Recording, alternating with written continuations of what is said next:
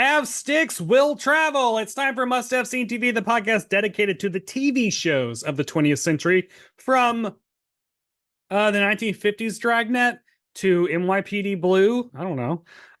Which two shows we have not done and might never do. I'm your TV guide, Brett White, and I'm also the drag queen, Barb Hardley, when I am not in Jonathan Hart drag. And say hello to the snow leopard, to my glass prison full of penguins, Ethan K. Hi, Ethan. This is going to be a fun episode. I knew that we needed to go into the new year with something strong and that plays on your strengths. So I was like, what about Heart to Heart? We're in the 80s, and it doesn't get more 80s. Or just the chef's kiss. So first of all, I will say, please go to the YouTube where we have a special bonus part of this episode, as long as all the files are okay. Where I took Ethan on a special quest. It was exciting. A heart quest. I was completely not expecting anything that happened during this virtual quest. So check us out on YouTube. That was fantastic. Any other updates? Well, we did the last episode we did was our year in review. The year end. Looking forward to. And I said, of course, that the must-have seen performance of the year was, of course, John Saxon in Streets of San Francisco, because I am a huge John Saxon fan. And for just a couple dollars, I was able to get an autographed photo of Mr. John Saxon. Another reason for you to check out the YouTube, because I got this beautiful John Saxon photo autographed to Karen. I was like, yeah, what does it say? Is it just like, thanks for being a fan? Well, here's the story behind it, is that I bought this from I believe the daughter of Karen Dahey, who was a hair and makeup stylist during the 70s, 80s, and 90s. In TV and Hollywood, in TV and film. So it says, to Karen, warmest wishes, John Saxon, 10/11/84, 9:40 p.m. as usual. Wait, what? Is that just like when he was getting his hair done? Or my guess is that was probably here's my fantasy scenario about this photo, is that this was from when he was a guest on the show Glitter, which was about an entertainment magazine. And she was doing the hair and makeup for that. We need to do that. What the fuck is that? My guess is that his scenes shot late in the evening. So the time that she was able to get this signed was late in the evening, while he was probably just hanging around waiting for a call. So okay. We 100% have got to track Glitter down. The cast. Well, first of all, Artie Johnson is a series regular, and Artie Johnson, one of my short kings, one of my heroes. Makes me wonder, is this a comedy? Also, David Burney. David Burney. The bunch of Diane. The other regulars: Diane Kay, Dorian Harewood, Melinda Kulea, Christopher Mayer, Barbara Sharma, Tracy Nelson, Tim Patrick Murphy, Arthur Hill, Morgan Brittany. But even though that John Saxon was only on one episode, he's not in the main cast. But Marky Post, it's a series starred. It's from Aaron Spelling. I mean, an Aaron Spelling show about an entertainment magazine in 1984. I need to see this. With Artie Johnson. With Artie Johnson, is it a dramatic role? And Tracy Nelson. Oh my God. The daughter of Ricky Nelson. Wow. Who we just featured in The Adventures of Ozzie and Harriet. Artie Johnson played a character named Clive Richland. It's got to have some kind of interest. This is us discovering things, ladies and gentlemen. Great style. Love him. I love Artie Johnson so much. So this is the show called Glitter. But now, yes, it is our conversation inspired me to get an autographed photo of John Saxon. Every family, every house, every home needs us a picture of John Saxon, especially if you live in Murfreesboro, which is where he died and where he died from. Wild.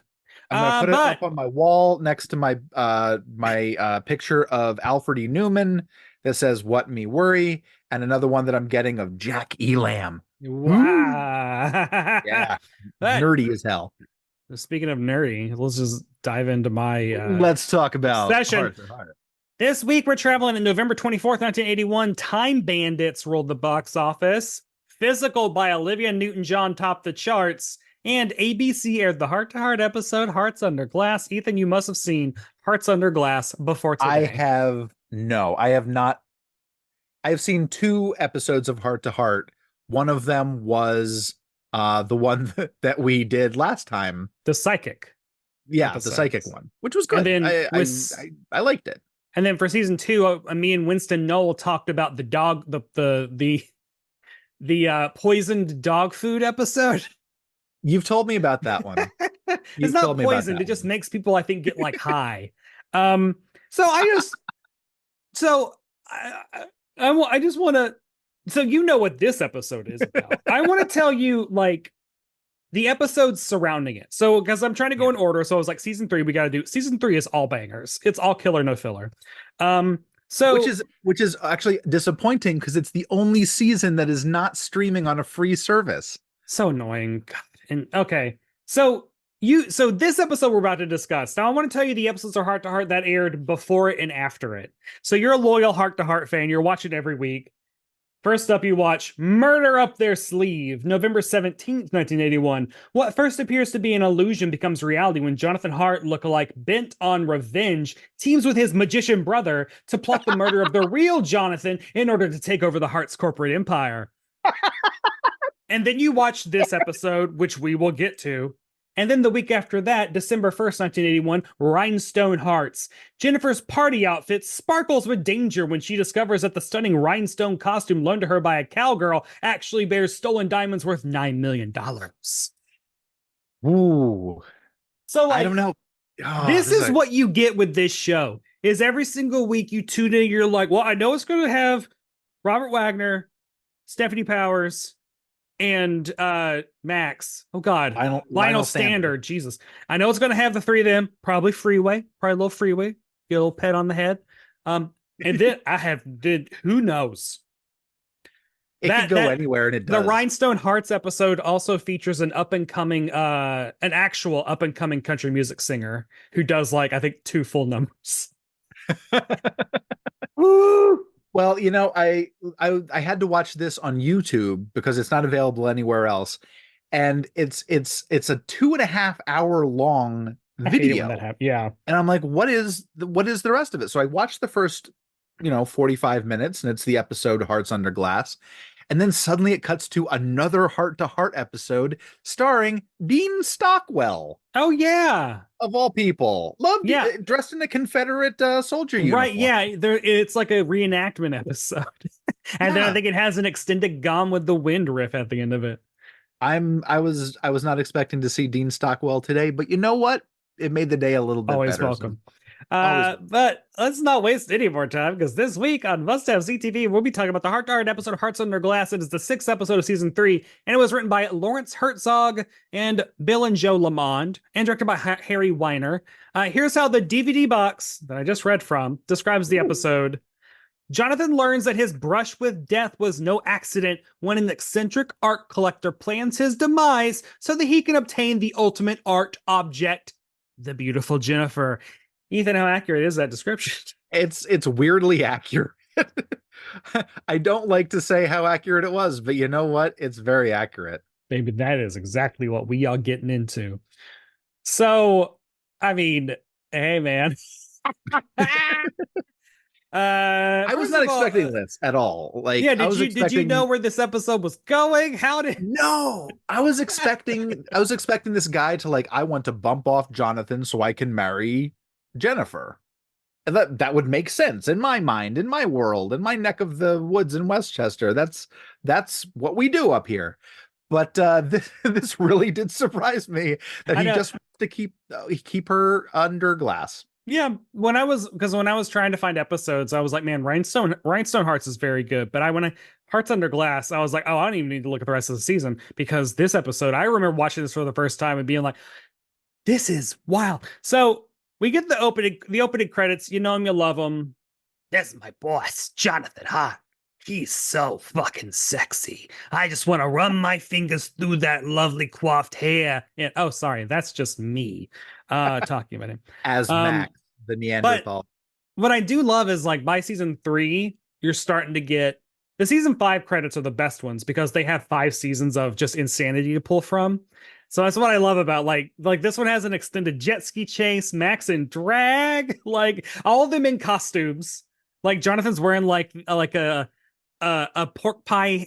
He's dressed like one of those old timey Music Man like Barkers or whatever with the red and white striped suit coat and the hat and then a big fur coat and he's like it's great.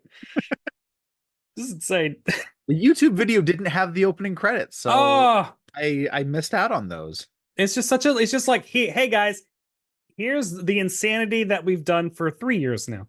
The episode opens with what I wrote, a nefarious Baldy in his office wearing, we only see his white glove. Yeah, it's so the episode started on YouTube with the window shades going down. Yes. And some bald person is showing another bald person the perfect person that he has found, that the computer has determined. The computer chose Jennifer Hart. And he's shot like Dr. Claw from Inspector Gadget for this entire scene. Like you only see his hand and he's from behind, and then the curtain goes down, and then the guy is like, the computer chose your perfect mate, the perfect woman, Jennifer. And then it just shows photos, her skiing, her glamour shoots, climbing mountains. And then an awful photo of the two of them together. Can we just talk? Looks great.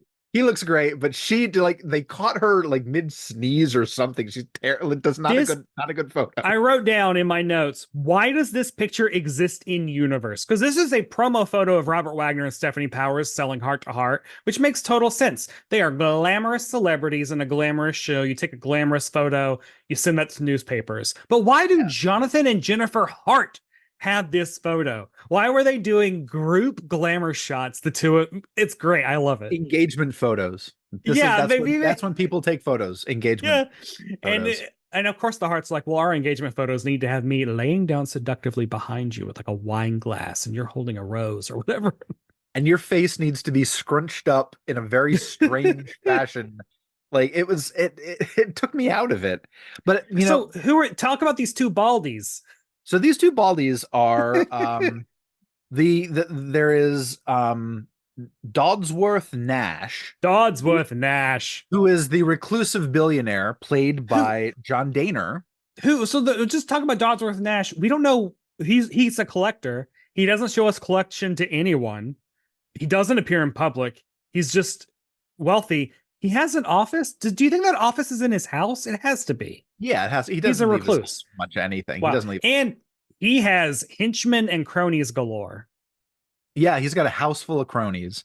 Now, the actor John Daner, I thought he was interesting. He started his career not as an actor, but as an in-between animator for Disney before the war. He worked on Bambi and Fantasia and The Reluctant Dragon, and he's in The Reluctant Dragon, the movie, because The Reluctant Dragon is atypical of most Disney films. It was during the 1940s where Disney's like, people really want to see how the Disney studio works. Yeah. So he has Robert Benchley take a tour of the Disney studio as they are trying to put together a movie, The Reluctant Dragon. So he stops by the story department and the sound department and other things. And as he goes to the story department, there are animators putting up storyboards for a little cartoon called Baby Weems, which is about a super smart baby. And the main animator for that is actually an actor played by Alan Ladd, who's very famous name. This is pre-fame Alan Ladd.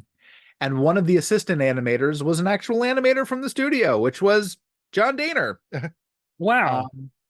He played a lot of con men and bad guys, radio, TV, a lot of Westerns. He had a regular gig on the Doris Day Show as the editor, Cy Bennett. Oh, okay. And one of the And many casts that show had. yeah, yeah. I don't remember if he wasn't in the one that we I don't did. think so. But his big break, his big claim to fame was he was in 106 episodes of Have Gun Will Travel, the radio show, as the main character Paladin. I don't know. Not the So Spider-Man villain Paladin. no, Right? He's like a Spider-Man character. Yeah. yeah, Yeah, and then the other guy whose face looks familiar. he's Ben Piazza. Did a lot of TV, so you might have seen him from that kind of stuff. Um, the thing that IMDb says he's known for is in the Blues Brothers. There's the part where they're out eating and there's a family next to them, and Dan Aykroyd goes, "How much for the little girl? How much will you pay for the little?" He's like trying to buy Ben Piazza's daughter, as they're Okay. out to eat. Yeah, But homosexual came out, right? Like that's good. passed away of AIDS, unfortunately, Oh, but he was from what I read, he was married and he said, no, I got to live my truth, hmm, and was in a relationship with the love of his life. hmm. And you know what? He was a great Mr. Kane.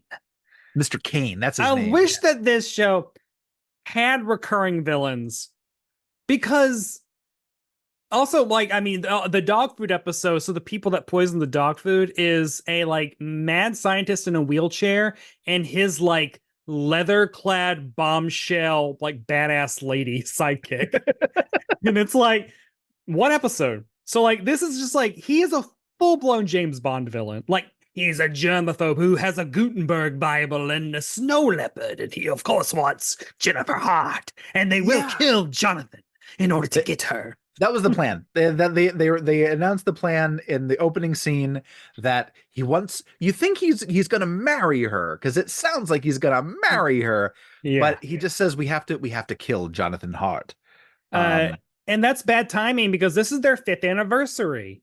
Yeah, So this is also where the Heart to Heart is queer relationship goals. I love them because they're adults.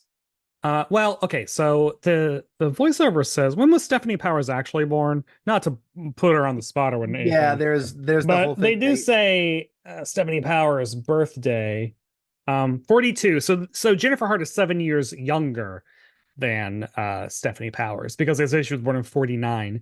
But I do like, so these are like adults who met as adults who just got married. This is season 3, so they got married 2 years before the show Well, started. they say it's their 5th year anniversary. Oh, of being married. Married. Yeah, they do show when they met, and they met in London. But yeah, no, but I just like they don't have kids. They just have a lovely house. They just love having sex and like going to art gallery openings, outdoor art gallery openings. I don't know. That's something Jonathan gives her a 5-carat ring. Sorry, a 10-carat ring diamond for their 5th anniversary, and he said, "Oh, I wanted to get you a 5-carat, but they only had 10 in stock. You'll grow into it. You'll grow into it." That's Oh, not and how he speaks, but I need to also, of course, we got to have a Jonathan outfit check. Because this is a very good overview of Jonathan's entire wardrobe. This episode, we open up with him wearing a button down with a neckerchief tied around his neck, and then a velvet like shawl collared smoking jacket, and it's great. And I'm sure you noticed that absolutely. This is where my mind goes. I just want to look at Max because Max is just such a weird character. I love you guys. I love both of you guys. I love that I love that moment of him just being like, oh, I love you guys. It's like, oh, Yeah. by the end of the episode, you're going to be wearing like a Groucho mask, infiltrating a mansion as a glass expert. If you haven't seen the show, Max is Unfrozen Caveman Butler. Yeah. He's just like, he's the best part of the show for me. I think he's great. He's played by Lionel Stander. Just I wrote down some biographical notes. He was in he did a lot of stuff kind of like pre-war, Hmm. including In the Dough with Shemp Howard and Fatty Arbuckle. Hell yeah. Um, and he was in a completely separate Life of Riley radio show as Riley before the William Bendix radio show God. that got turned into a TV show. Everything, all roads lead It all back comes back to the somehow life of to Life of Riley. Riley. And he was a founder of SAG. He was a Work. founding member of SAG, which brought him a lot of unwanted Joseph McCarthy attention, where he was blacklisted for a number of years. Boo. Um, he could only do theater until he's just like, screw you guys, went to London. Screw you guys, I'm doing Screw double you fit, guys, I'm going to London. doing the double bird. And he went to London, restarted his career in I thought you were going to say London, wreaked havoc. wreaked Which, havoc. He yeah, I probably mean, did, you know? he is Ben Grimm. Like, I would not be Yeah. surprised if Jack Kirby was like, yeah, that guy. He literally was Cup in the Transformers. Which, yeah. yes. So there was this weird, so like, God, I love, so first of all, Jonathan Hart is one of my favorite fictional characters of all time. And I mean, yes, part of that is Robert Wagner being the sexiest man of all time. Absolutely.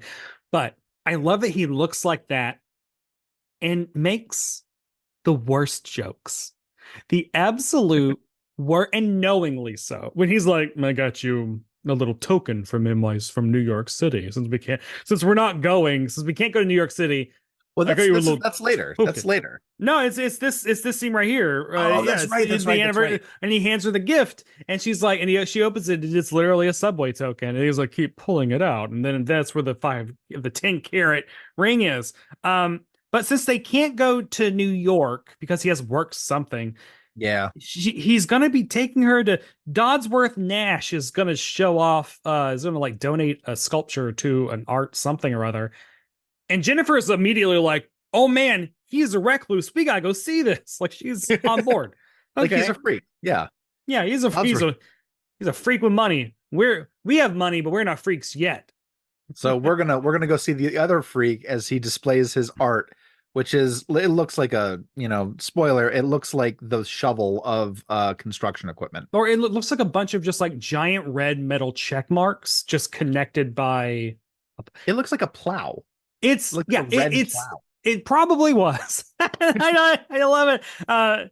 So then the next scene is they're at this art gallery donation ceremony. Jonathan is wearing a gray double-breasted suit, peak lapels, which is his like default suit. Absolute, stunningly handsome. We love him. And then he enter Dodsworth Nash.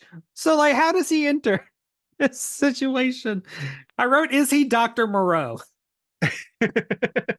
he's black sunglasses, black tuxedo, just like he's dressed, overdressed.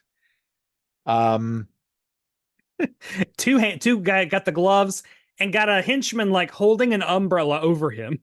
Yeah, and the henchman is Kane. Yes, and Ben Piazza as Kane. I like Kane.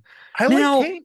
As far as henchmen go, like, sure, he's only in one episode, but you know what? He's a great henchman. He's great, and very memorable. Now, we have to talk about, I think money cannot buy you planning and strategy skills. No. Dodsworth Nash, super rich, and he's like, the way that they're going to kill Jonathan is the dumbest. The dumbest way. His plan is to pay $50,000 to the crane operator, and as they are lifting this giant plow up to put on some plinth or something, they swing it wide, and Nash pushes Jennifer aside, and the plow is supposed to hit Jonathen. Now, when you can kill him, which it doesn't, because he jumps out of the way. I am just like, how did they arrive on this? Like, poison him. Like, come on. You could easily, there are easier ways to kill people than in front of everyone that you've invited to this event. Via art sculpture, death via sculpture, via crane. Like, and I mean, as we find out later, that crane operator dead. Like, for missing, he gets fed to a snow leopard off camera. I'm gonna have to look now the inflation calculator to see how much $50,000 in 1981 is worth now. So if in 1981 purchased an item for $50,000, in 2023 it would be, well, $169,000. Yeah, I mean, I would, if I was a crane operator, I would put my crane operating career on the line. You'd use your crane operating license for evil. Also, like, what is the next, like, if they investigate that at all, what is the crane operator's excuse for swinging wide like that? Like, whoops, my knee hit the gear shift or something. And I killed a millionaire. That killed a millionaire. God, it's great. And what's the billionaires? There's a line that cracked me up, where they talk about his world's foremost collection, and she says, "What is it? What is a collection of?" And he goes, "Everything." Yeah. Which, I mean, we do. I mean, a glass case full of penguins and Da Vinci's sketches. Like, it's he covered. When you say everything, that means you're a hoarder. Yeah. You're a hoarder. You have years worth of newspapers and cereal boxes. Yeah. So now the next scene, we're back in the bed. We're in the Hart master bedroom, and Jonathan's wearing his cute pajamas. His arm is in a sling.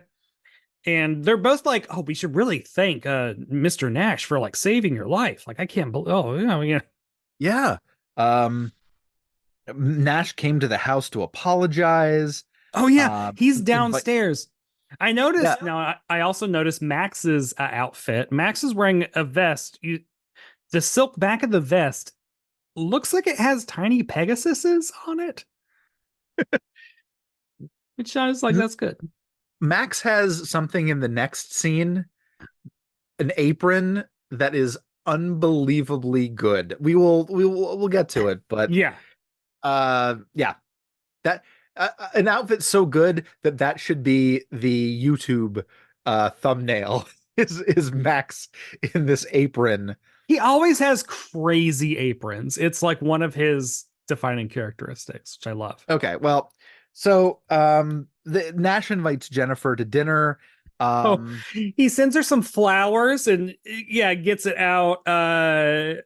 Okay, and I again have to talk. I'm sorry, but everything Jonathan wears is so good in this episode. White cardigan, a maroon kind of like striped shirt, and then baby, he's got to have the arm in a sling. So you better believe he's taken like one of his red satin polka dot neckerchiefs and has tied it around, and he's just sitting there with it in a sling. And later on, in the next thing, when he's wearing a tuxedo, he's got a matching black. It's like an artistic, simple paisley, like white on black, and it's like, I love this man. I love that he's like, they knew how this was going to go. I have to match my makeshift slings to my outfits. They got to be. Yeah. I love it so much. They knew he was style personified, so they're like, he just added an accessory. That accessory has to match. Yeah, and this is also where we find out, like right around here is where we find out that like they're like, hey, also that crane guy's a loose end. Take care of him for me. This is where we learn out Dodsworth Nash ain't fucking around.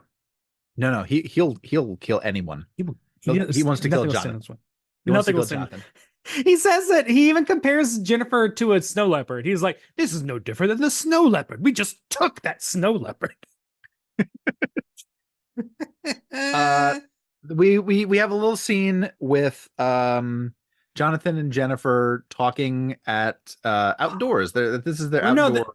The outdoor is the anniversary scene, and then the apron is when they're being served breakfast at their little nook in the living room or in the kitchen. Okay, and then we have them at Dodsworth because he has invited Jennifer. I did not think that he expected her to bring a +1.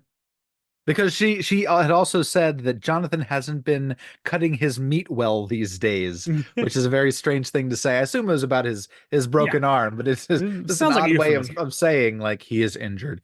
But Max's apron is it is a white apron with a blue ribbon around the back. It has numerous military medals Yeah. across one breast, and right around the center is a giant Star of David. It is. At first, I thought it was like a Masonic apron, like a very strange Masonic apron, but it's kind of like a Masonic apron that grew long and got military badges on it. It is unbelievable. I wrote in big letters, Max apron. What the fuck? I wrote that too. God, this show, they knew what they were doing because like the next scene, so the scene of them like it opens and it's like a tighter shot of Dodsworth and Jonathan in tuxes and Jennifer in a gown, and they're at the end of this table, and then it cuts to like a wide shot, and they are all crowded at the far end of a long empty table, and they're like, "Oh, I expected there to be more people at this party." So she says like, "Oh, well, like I'm sorry that no one else could make it." Yeah, and then one of my favorite moments of the episode is in the previous scene after Jennifer gets invited and Jonathan's like, "Oh, flowers," and he's invited you to dinner. And she's like, "Oh, well, do you want to come?" And he says, like, "I wouldn't miss it for all the disinfectant in the broom closet." And it's like, "Okay, fine." And then at the next scene, they're there. And Dodsworth is like, "Oh, so glad you could come." And he's like, "Oh, I wouldn't miss it for all the." She's like, "Jonathan, all the don't stop it." It's very much like on Bob's Burgers when Bob has to be like, "Gene." I love it. God. Oh, And also, all of Nash's like Nash is an extremely wooden, unpleasant character. yeah. There is no buttering anybody up. It is just an expectation that everyone will do what he says. Just do what I Exactly. say. Just Even if it yeah. is just like, well, you're a person that I will now have. I have to say, he has to be the worst boss. I like Yeah. out of any millionaire you could work for, I do think he's up there as one of the worst. Yeah, it's he's getting up there in age, so he's kind of lost a lot of that kind of like soft soap. He's just a little bit more like he's gruff in a non-Max kind of way. Yeah, and it's like he's a germaphobe, a very strict germaphobe. So lots of rules, lots of no Yeah. touchies, lots of everything that be clean. And then he collects like exotic animals. So we Yeah, all watch Tiger King. We know that ain't easy. yeah, that moves us actually into the next scene Yeah, is that where he he's shows them showing off around. Yeah, he shows them his collection, which is some from what we diamonds. yeah, there's a big diamond, a 220 carat diamond. There are Da Vinci sketches that are matted very strangely. Yeah, It's like these Da Vinci sketches are matted under one board that has multiple squares cut out of it, and each of these Da Vinci sketches is under one of these squares. it's So it's kind of just like one long piece of cardboard, mat it's board it's with like little how my windows. parents would display like how display like Opryland vacation photos in like a It's like a it's very weird white, scrapbook. it's a very like pale advent calendar. Yeah. And then then Jonathan spots a broken case, which is like the Gutenberg. I'm assuming it's a Gutenberg Bible. They say it's a Bible later, but I mean, like, he's gonna Yeah. have an important Bible. It's crack in the case, not hermetically sealed. Uh-oh. That'll come back. And then they hear some growling. I like that. The snow It's leopard is just like within earshot. Yep, loud enough. And he admits, I have multiple animals. I believe I take care of them they're very properly. They're very well taken care of as far as I'm concerned. But Jennifer says, needs to be free. That animal needs to be free. Like, oh, Yeah. she doesn't know what's about to happen. And then we go to a commercial. Oh, yeah, commercial. And then Because picnic. yeah, picnic in the park with a weird hitman standing behind them So, in the there are bushes. so many people like how many like kidnappings, assassinations, and murders do you have to do you have to be doing on a regular to justify having this many hitmen on like regular payroll? Yeah. Yeah. He's doing a lot. He has to get all of these things legally or illegally. He has to have these Da Vinci sketches. So the picnic, Jonathan is wearing just nice jeans, some nice Nike sneakers, which he very rarely wears sneakers. And a like a green pullover with like a zip front. So I love this. She's like, I gotta go get a hot dog. She goes to the hot dog. She runs into Mr. Crane. She invites him back to their picnic. Yeah. It's so nice. But if then he had she said, only said yes, if he had only said yes, everything would have fallen into place. 2 paths, snowy wood, baby. And then she says, when he's like, no, Mr. Nash needs to talk to you right now. And she's like, you're standing between me and my mustard. Oh. And he points out that behind Jonathan is a man with a gun. Yeah. And then he kidnaps her. And then, baby, we get stunts. He kidnaps her in the largest car available. Broad daylight in a very public park. Yeah. And Jonathan, like, the severity of Jonathan's injury is very all over the place in this. Because he gets kind of better right here and then immediately re-injures it because he hangs on the back of a trunk of a car. Yeah, as it whips around. I realize like it's the start, like he's running to chase the car that goes in reverse to like hit him. And I think I am so desensitized to modern like, stunts. Yeah. That I have to realize this is 1981. That real car really hit a real person who really like jumped into the back and slammed into that back windshield. Yeah. Yeah, and that's why the stunts were so good. There was no CGI. There was no special effects. It was just a man in a car hanging off a car that flipped him around and he fell off. That's what I love about this show is that like it has some wild stunts. So you're like, this show is about 2 rich people that just keep wandering into murders. That's what I love about Bollywood like old Bollywood movies too. It's kind of like, I don't think you guys had the budget for special effects, but that man looks very hurt. Like that's your main actor, and he's crawling through fire right now because I love it. That's how you filmed it back then. And also I do love like the stunt person. Like they did a good job of matching him with Jonathan. There are sometimes though, oh boy, it is. Oh, when there's a scene later on where Kane and Jonathan are fighting and falling down the stairs, and Kane suddenly has a full head of hair. I love that. The HD doesn't forgive. And now we see what the ultimate plan is for Jennifer. She wakes up in a bed that is not her own. She goes to a window. Like opens the window and oh no, there's bricks. And she goes to a door and opens the door and there's glass and bricks. And then the curtain pulls back on the 4th wall and there Dodsworth Nash sits in a smoking jacket and his white gloves, marveling at his new acquisition. Right? I mean, that's what he's Jennifer Hart. It's in her little socialite terrarium. Yeah, it is creepy. He has everything that she wants, including a closet full of her favorite colors. That's how you said it.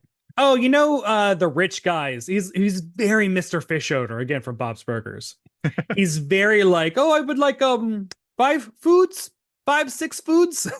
Yes, like this is very like I went shopping and got all of your favorite colors. All your favorite colors, and then he questions why she's not eating her salad. It's from this really fancy restaurant. I always think that's funny too, is that if you've ever gotten like an animal, like a pet, and you put the food in front of it and it doesn't eat, like the first day that you get it and it's like scared and freaked out, you're like, something's wrong. It's not eating the food. Like you put a frog in a tank with like some crickets and you're like, why isn't the frog eating the crickets? It's like you put the crickets in 30 seconds ago. You put Jennifer Hart in the terrarium 30 seconds ago. She just woke up. She's not going to eat her salad. And then when Jennifer's like like talking back to him of just like I deserve to leave, and like about like the indignity, the and like she's crying. Like but she's doing the like she is so full of like dignity and is doing the like, welling up with tears while asserting her rights as a human. And I'm like, give the bitch an Emmy. This is great. She's so good. There's a weird moment. It happens twice. And I don't know if you noticed this, but Nash leans against the glass to talk to her. And he's talking to her, and it's creepy. And yeah, they show her reflection in the glass, but the reflection of the glass is really just the scene that was filmed earlier. Yeah. Just superimposed next to his face. So With like a just blurry, like a blurry outline. So it looks like, I mean, it looks like it looks like he's Porter Wagner, and then Dolly Parton's over his shoulder singing back up, like and it should be like it's a reflection, so it should be flipped. It's not. Like it's and then just when they this show weird her, you ghost can face. kind of see his actual reflection. Yeah. And then it's very creepy. Like they And- filmed her through the glass, but they filmed him without the glass. I don't know why. And I don't think it is convincing for what they're going for at all. It's not a reflection. It is literally It is fully. It's a graduation photo where you're also appearing over your own shoulder. Yeah. Yeah, it is very very strange. And now we're back at Hart Mansion, and I do believe we are in the outfit that I am trying to replicate right now. Because he's still doing drag. The checkered shirt with 3 buttons unbuttoned, gold necklace, ID bracelet, pinky ring, gold watch, and then like a windbreaker, and then jeans. You folks listening onto the podcast and not watching it on YouTube, Brett's got the whole thing going. I call how I dress Hartcore, so because it's influenced by Bob Newhart and Jonathan Hart. So I could recreate almost all of his. If there wasn't a whole bunch of Christmas boxes in front of my tuxedo, I was considering wearing my tuxedo. But I love him. And then, man, this episode just like tossing characters at you. I'm like, I love how routine this is for Jonathan and Max at this point, where they're like, I mean, by now they usually have called in and asked for a ransom. I got the money for the ransom all ready for you. But why did they call? And then later, Jonathan says, like, Max, like, well, I'm going with you. So it's like, no, I'll do this one alone. This one.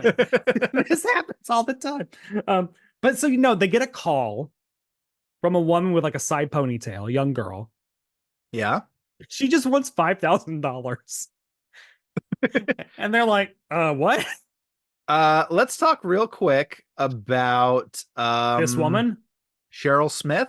Ooh. She's known for she's done a lot of films.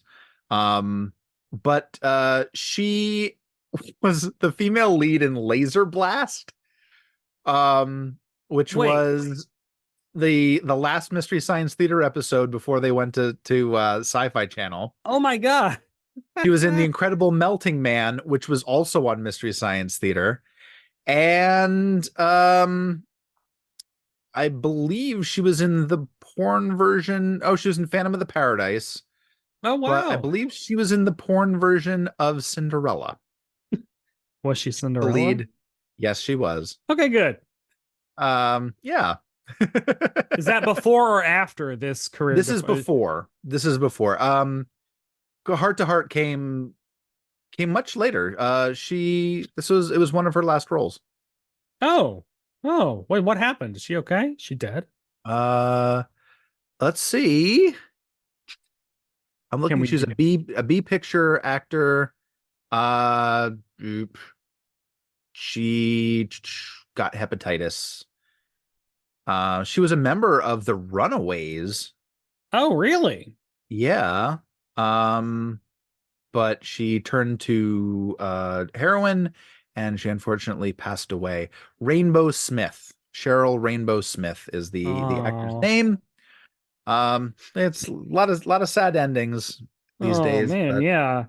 But so I do like this scene though, because it does answer the question. Because at first I was like, well, what the fuck happened to that crane assassin? Like, they are they going to leave it just like you take care of him? So this girl, and she's like 20, like she's playing very young. She's the crane guy's girlfriend. They were gonna get married, with that and he's $169,000, he was going to quit. They were going to get married. They were going to get away. So she's like, I want $5,000, which is the equivalent of $17,000. And like now, like that's for also a like million. weird. If someone walked up to me as like $17,000, I'd be like, it's a very specific number. Yeah. Five Well, and thousand dollars, I guess, is if someone said like $5,000, I'd be like, okay, you rounded to the 5,000. That makes sense. so like he goes there expecting her to have information on Jennifer, and she's like, "No, don't you know that like my boyfriend was basically hired to kill you? That thing was Dodsworth Nash's whole thing, and so I was wondering, do you have any like what's going on? Because Carl's missing, and and then she does say like, no, I don't want the 5,000. I just asked for that to get you here. And then he makes sure that she takes that money because she needs it. And She also does. because he's not going to do anything to find Carl. And also she He does not care about. well, and Well, also she at the end of the scene, she's like, yeah, go find your like why like she doesn't even say find out something about Carl for me. she doesn't want the money. No. I mean she gets it anyway. She chooses not to get the money. Now then we go to the so now we're back at the house, and this is what I alluded to, I think, in our side video. The extended shot of Jonathan sitting next to a Van Gogh self-portrait, almost making the exact same face as the Van Gogh self-portrait. And the camera stays on him for a long time. And what is he talking about? He's talking to Max. I think they're trying to figure out where Jennifer, like, where could she be? And it's like, well, obviously, she's got to be at Dodsworth Nash's place. Nash's house. Because he, like, puts it all together so quick. He's like, well, obviously, he would want to kidnap her because she's a perfect piece of art. And then, Max is going to go undercover. So in the context of the show, which we do actually get some allusions to this, Jonathan is an orphan and like rough and tumble childhood, pickpocketing, probably very Aladdin. And then Max becomes like his essential like foster father / butler, like the guy that kind of like molds him into the man he needs to be, Alfred so that's Pennyworth. Yeah. Yes. Oh God, he'd be such a good Batman. He'd be a horrible Batman, but I would love it. He'd be very Adam West. But yeah, so like you gotta imagine that when like, oh, Jennifer's been kidnapped, we get to break out the disguises, let me get the trunk. Like, are they excited about this? Because they immediately go to fake mustaches and like slapping some bad signs on this van. And these enormous Yoko Ono sunglasses. These huge sunglasses. I love it. And so because he's going to fix the glass that Jonathan pointed out was broken when they toured the house. So he like rolls up to the house and they're like, we don't know what. It's like, well, don't you got like a broken case? And they're like, oh yeah, okay. We do have a broken case. They wand him down with a metal detector. They find the glass cutter. Was Jonathan hanging on? Yes, he was hanging on underneath the van. No, not while it was moving, right? Well, how else could he have gotten there? He didn't leave the van and then sneak under. Because they opened the van to like check it and it's empty, and then he's under these guys. Yeah. Jennifer disappears for 5 seconds, and all of a sudden, Max is dressed in coveralls with a big fake mustache and glasses. And Italian accent? Italian accent. Yes, he did. God, so good. And so then to like also help Max like get around, Jonathan outside, like, what does he pours like soap Yeah, he pours like into the liquid, vents? like lemon scented pledge Yeah. into the air conditioner unit. So the entire house smells like um uh lemon, I guess. Yeah, yeah. It's noticeable. It's obvious. And of course, this is going to get to your germaphobe. He's freaking out.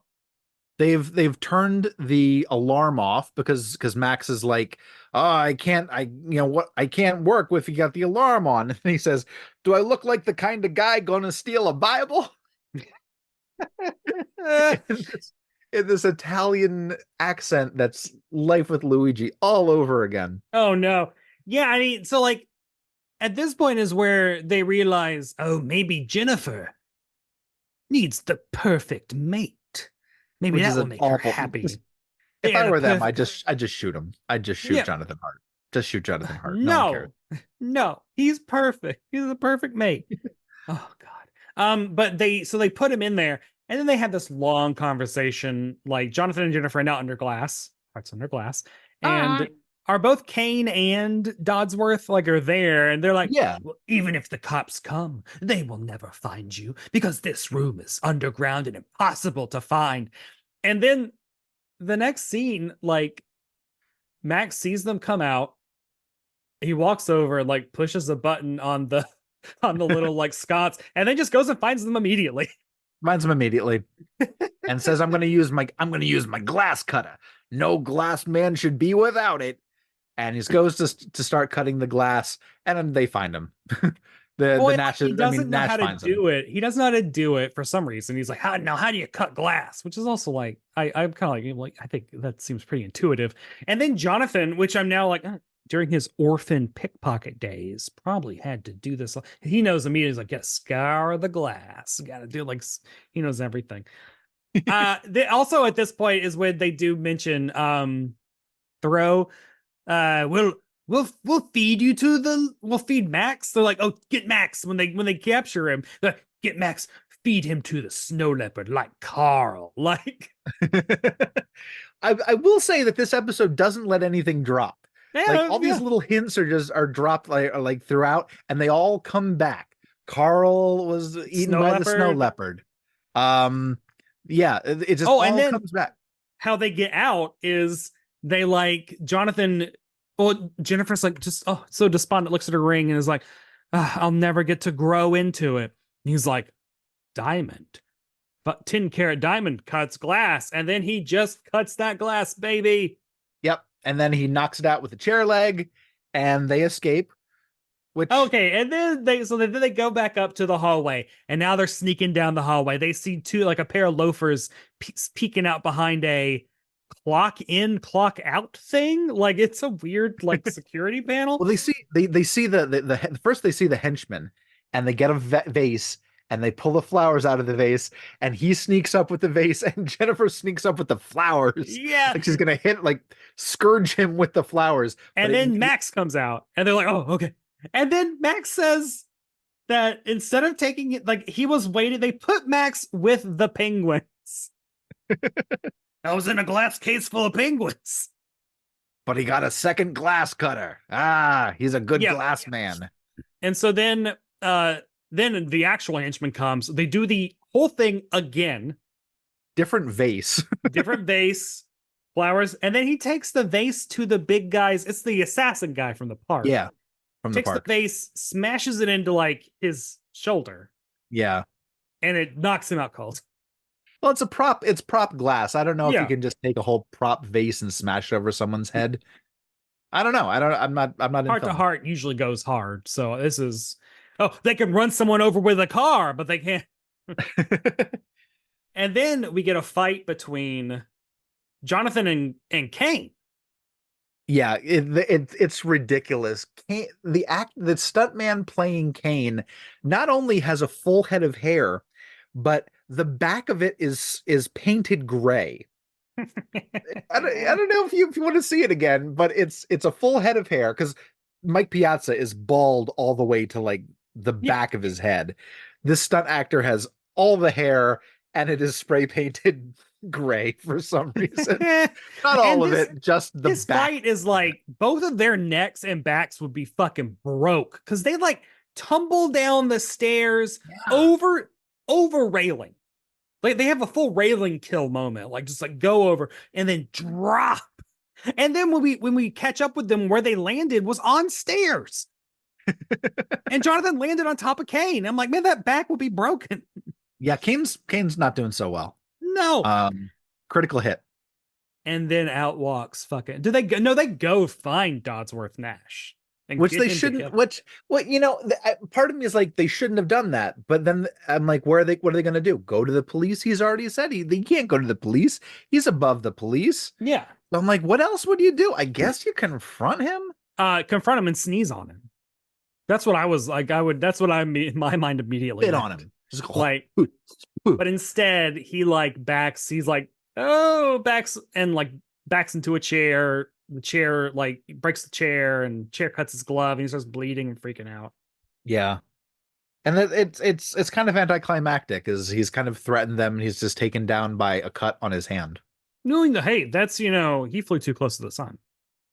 Germaphobes shouldn't be handling all this old dusty stuff. That's why it's all under hermetically sealed glass. And then the final, the little coda that we get is, they're in bed.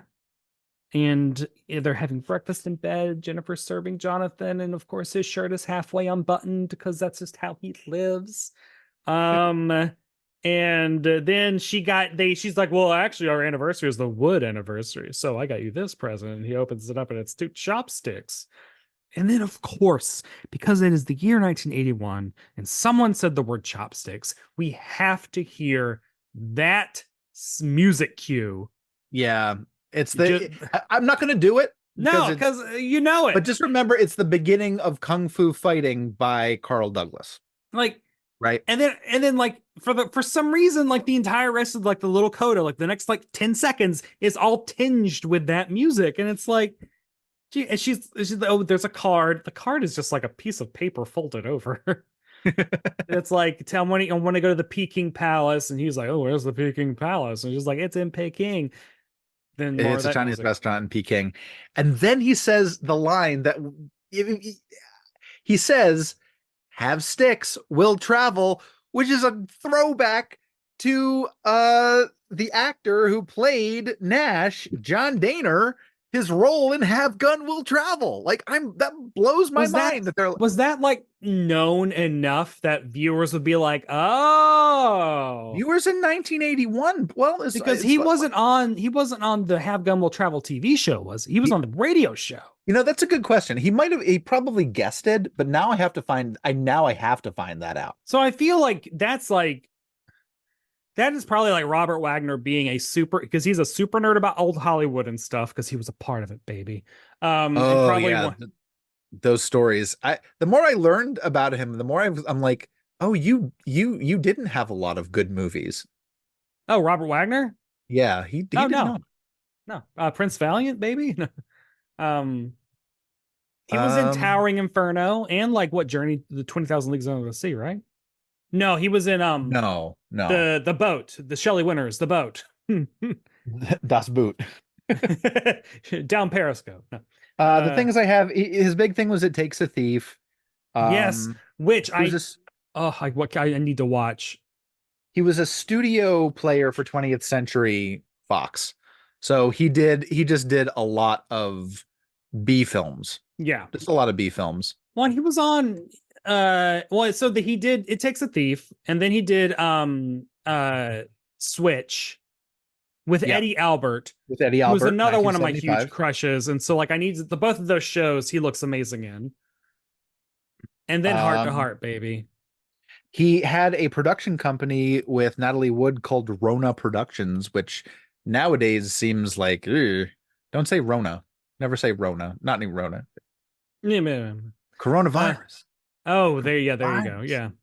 And now he is married to Jill St. John, who was a Bond girl, and the female villain lead in the first episode of the Batman TV show with Frank Gorshin as the Riddler. Ooh, who should Robert Wagner have played? on Ooh, Batman 66. I'm looking at all my Batman villains. My Batman I mean, villain. I think like Two-Face is who you always go to when you're like, well, they're a bit, but he was younger. Yeah, he was younger. I mean, Clayface, although I think Hayden Rourke should have been Clayface. He would have been Go for he would have been a great Clayface. the old actor. He would have been a great Clayface. He would have been a great um Catman. Hatman. Catman. Oh, Hatman. Yeah. No, Catman. Catman. The counterpoint to Oh, Catwoman was God. Catman. Oh, God. Thomas Yes. Blake, the Catman was virtually Jonathan Hart. They look the same. They're both, Barrel extremely chested wealthy. with chest hair all over the Nicholas Scott. That's the artist, right? From Secret Six. Yeah. Her Catman, so hot. And Also, Jonathan Hart exists in the Marvel Universe because Jack of Hearts, his real name is Jonathan Hart. For some reason, they just called him Jack Hart, Hart, forever. And then the most recent She-Hulk run, Rainbow Rowell, established, no, his full name is Jonathan Hart. And I lost my fucking mind. I don't think she intended that, but I've got to say, the Rainbow Rowell run of She-Hulk has been very good. Yeah, I need to catch up. God. It just relaunched in October. Are you ready for the must-have facts? Oh yeah, make them happen. Okay, so this episode of television this deranged episode of television was watched by 16.5 million people who tuned in and were like, yes, this is Heart to Heart this week. A+. It was number 15 for the week. It was never a huge hit. I think this one might actually be the peak of its popularity. The top 6 programs of the week. Number 6 was the Jeffersons. 5 was NFL something or other. 4 was Three's Company. 3 was Dukes of Hazzard. 2 was Dallas, and number 1 was 60 Minutes. And it was a big deal that 60 Minutes beat Dallas this week. All the newspapers were writing about it. What was the topic? Oh, I don't know. I should actually look that up. What was the topic of? I don't even know how you'd look that up. Yeah, I'll figure it out. Oh, you look at old newspapers. So the ABC Tuesday night lineup was Happy Days, Laverne and Shirley, Three's Company, Too Close for Comfort, and then Heart to Heart. So, holy, they had that. That's pretty good. That is really good. Now, the saddest must-have fact that I have is that Natalie Wood drowned 5 days after this aired. Aye. So yeah, this is November 24th. She drowned November 29th, 1981. So this is the last episode that aired before she died. When it the night that it aired, November 24th, 1981, Typhoon Irma struck the Philippines, killing 408 people. Jeez. Bringing a storm surge that killed another 270. I'm reading this verbatim from the Wikipedia article for the day. For that day. Also the first surface to air missile launched or something like that. I don't know. It was probably Dodsworth Nash. I need to get rid of this missile before the cops get me. No, yeah. So wild time. Just to go back, John Daner was in 1 episode of Have Gun Will Travel. Oh, yeah. I feel like that's on the day Robert Wagner was probably talking about. So I was already talking to him about, so you're on a Have Gun Will Travel back on the radio show. So he's like, I'll ad lib this line just for you. God. I'm sure Daner was very happy for it. Good. What are you watching tonight? It is on ABC. We got Heart to Heart. The episode is described in the newspaper as Jonathan learns that his nearly fatal accident was planned by an eccentric art collector who wants to add Jennifer to his collection. On CBS, we have the premiere of the TV movie A Small Killing. Edward Asner, Gene Simmons.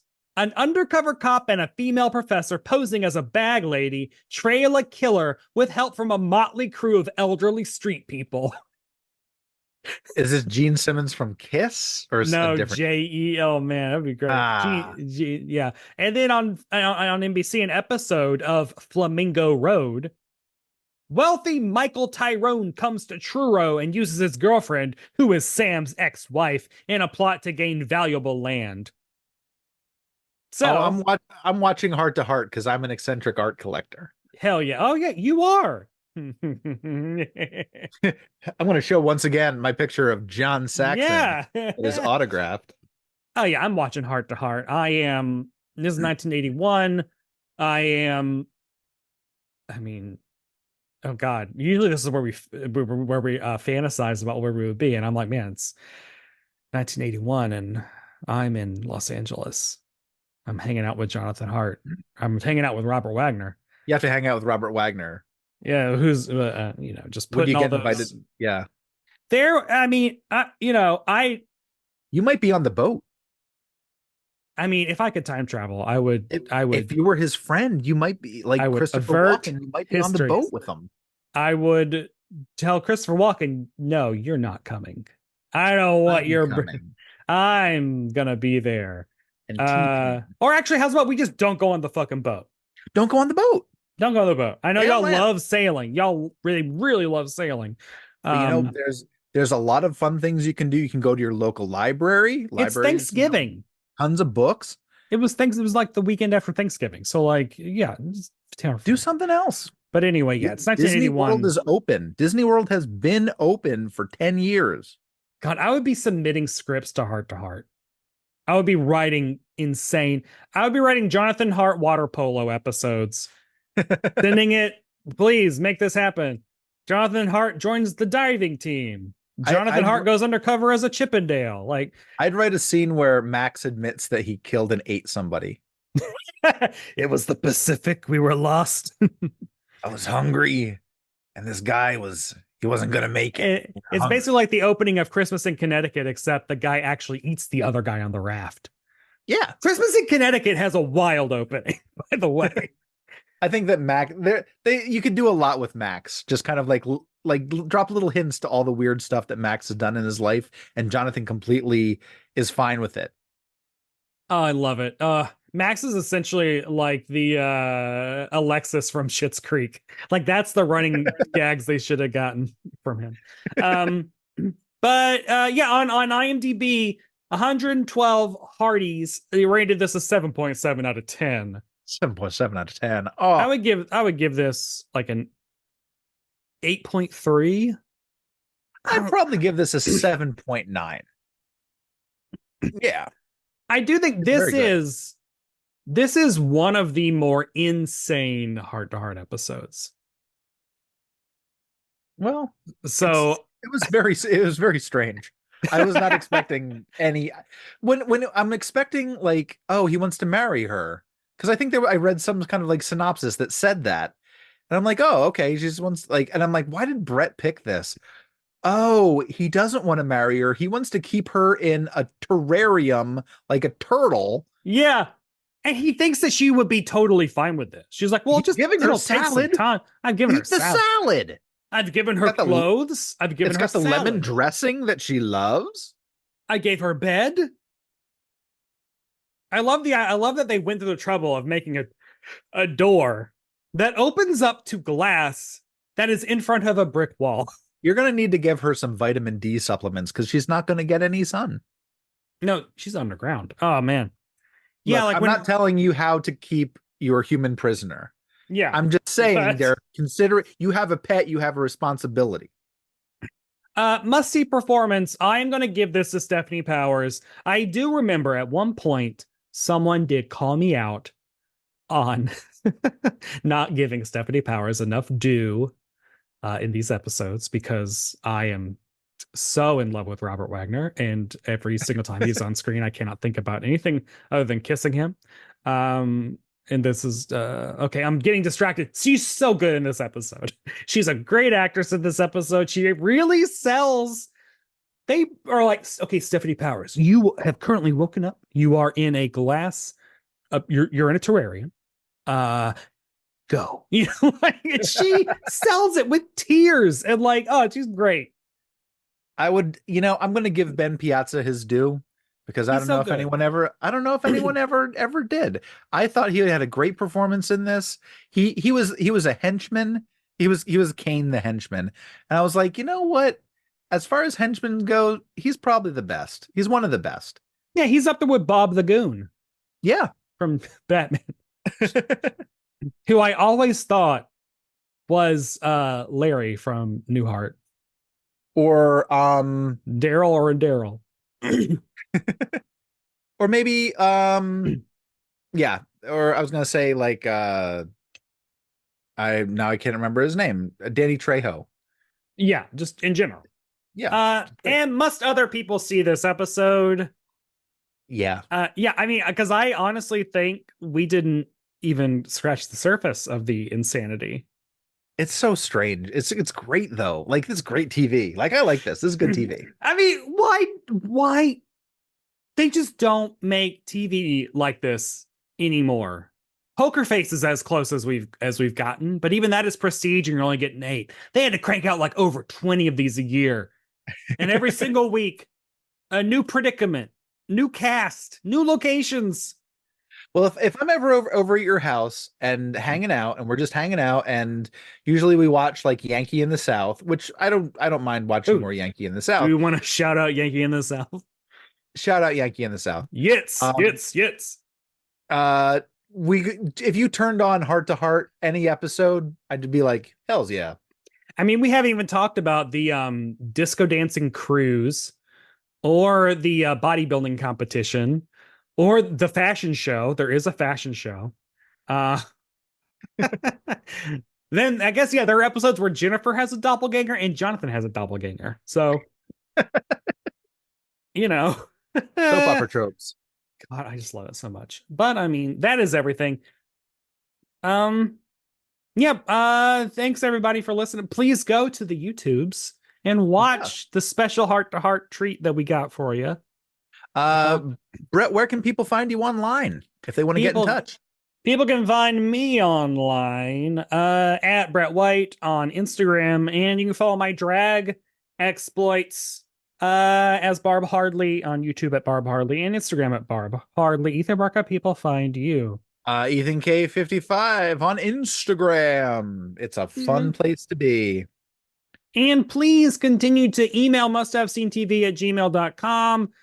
Comment on anything, personal accounts, anywhere. Like, we'll talk. Yeah. We don't bite.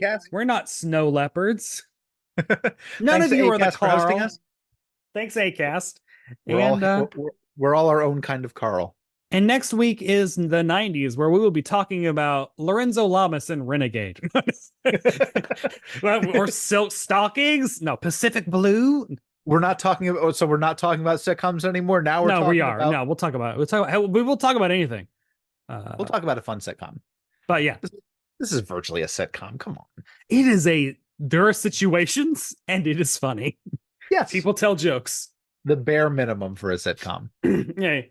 Bye. Bye, everybody. All right.